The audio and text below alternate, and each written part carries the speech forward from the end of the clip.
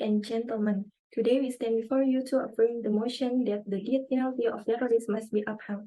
All forms of terrorism are a threat to Indonesian national security strategy, so it is appropriate for the state to take a role in eliminating this potential threat.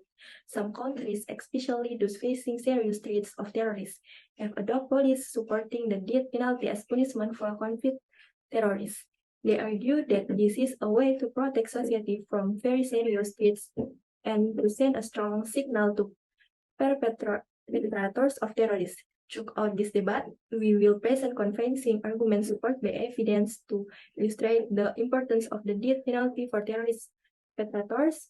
There are various points of view that need to be considered, ranging from human rights to the effectiveness of the death penalty as a deterrent. There are four. We hope that consecutive discussion can occur and enrich our understanding of this topic. We hope that at the end of this debate, the audience will agree to give the death penalty to terrorist perpetrators based on the wisdom of the argument. Thank you. That's all my argument, and without respect, I invite Andi Nur Wahida to continue.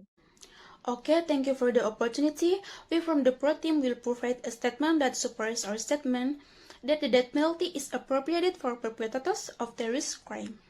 Our main argument focuses on terrorist crime against society, and the death penalty is the best way to break this chain. From a humanitarian and public security perspective, terrorism is a very detrimental act and can threaten public safety. Therefore, the death penalty can be considered as a way to uphold justice for acts of terrorism that have been committed. The death penalty is seen as the harshest and most unpleasant punishment that can possibly be given to a person.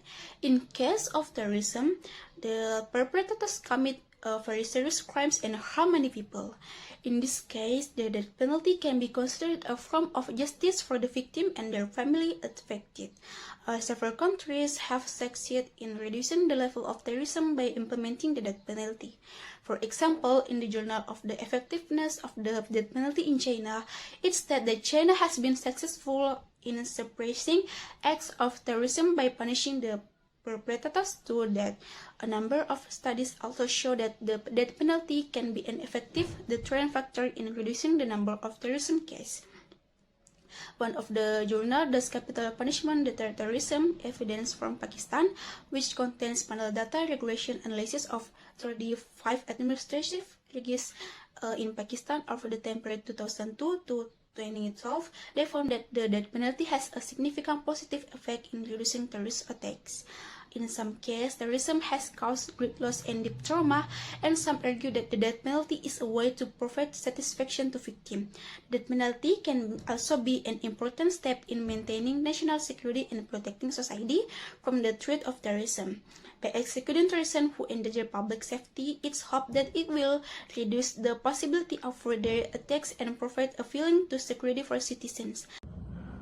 Okay, I'm here to support our movement. The Indonesian state and society always recognize and will always protect all forms of human rights and fundamental freedoms of human beings, because there are rights that must be inherent and cannot be separated from human beings, which must always be protected, respect, and maintained in order to increase dignity of humanity, prosperity, happiness, and wisdom and justice in every human being.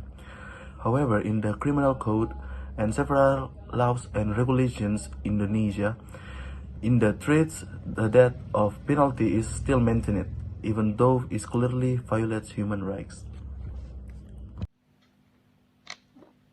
We negative teams believe that the death penalty isn't effective in deterring terrorist acts. It doesn't deter the perpetrators. In addition, the death penalty ignores aspects of human rights. It is because terrorists are still human beings whose basic rights must also be fulfilled. It's called the right to life. This is also recognized by Indonesia through its constitution. Because it has been regulated through the constitution, the human rights of terrorists are protected by the state, law, and government. In addition, the death penalty hasn't stopped the terrorist movement. Even after the death penalty, terrorist acts still occur and even increase. This is proven by data that after the Reformation in 1998 until 2000, 3 terrorists were executed. However, after the death penalty was imposed by the state, it didn't dampen the terrorism movement in Indonesia. Even new movements and acts of terror are still emerging. For example, in 2009, a suicide bombing at the JW Marriott Hotel. The following year, two terrorist acts occurred in the Cirebon Polresta complex and a bicycle bomb by Abu Ali. In 2011, three was also a suicide bombing case. As of March 2022, the Special Detachment or Densus 88 Anti-Terror has arrested 56 terrorists. Not only that, according to the Global Terrorism Index or GTI report in 2023, Indonesia ranked 24 out of 163 countries most affected by terrorism. The ranking was the same in the previous year. In fact, the death penalty given to terrorists is a clear violation of human rights, namely the right to life, which is regulated in Article 28A of the 1945 Constitution, which reads that everyone has the right to live and defend their lives. In fact, Indonesia has law number 39 of 1999 concerning human rights, which is a form of Indonesia's moral and legal responsibility as a member of the United Nations or UN. This means that the death penalty isn't effective because terrorism still exists and spreads in Indonesia. If the death penalty continues to be carried out, it will have an impact on the emergence of other terrorists because it can trigger the anger of terrorist groups or other people who think radicalism. The death penalty can also make the state unconstitutional towards human rights. We appreciate the insight shared by the opposing team, and now we will offer our perspective in response. The death penalty is not a violation of law because the application of the death penalty is enforced in order to protect the institution of life. Life is a human right for everyone, so the state, in the name of law, protects its citizens from legal incidents and that are detrimental to society. In general, the death penalty that applies in Indonesia is based on the laws and various regulations that apply in Indonesia. The death penalty for perpetrators of acts of terrorism is regulation in the anti-terrorist law, which has undergone several changes since its initial enactment. The article that supports the death penalty for terrorists is Article 50B, Paragraph 1 of Law Number 5 of 2080 concerning amendments to Law Number 50 of 2003 concerning eradication of criminal acts of terrorism.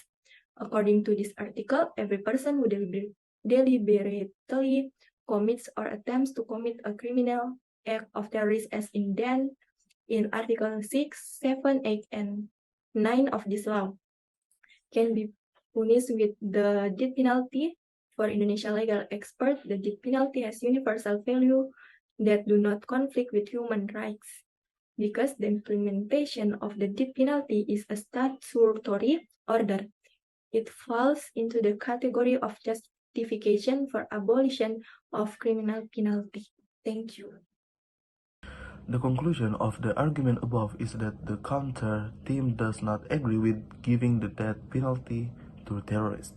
They argue that the death penalty is ineffective in stopping acts of terrorism, violating human rights, and does not have a significant impact in suppressing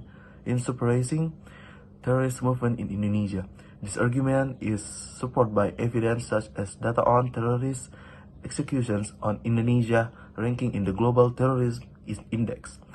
The death penalty is considered a violation of the right to life guaranteed by the Constitution and human rights legislation. Therefore, their conclusion is that the death penalty is ineffective and should be reconsidered in the fight against terrorism in Indonesia.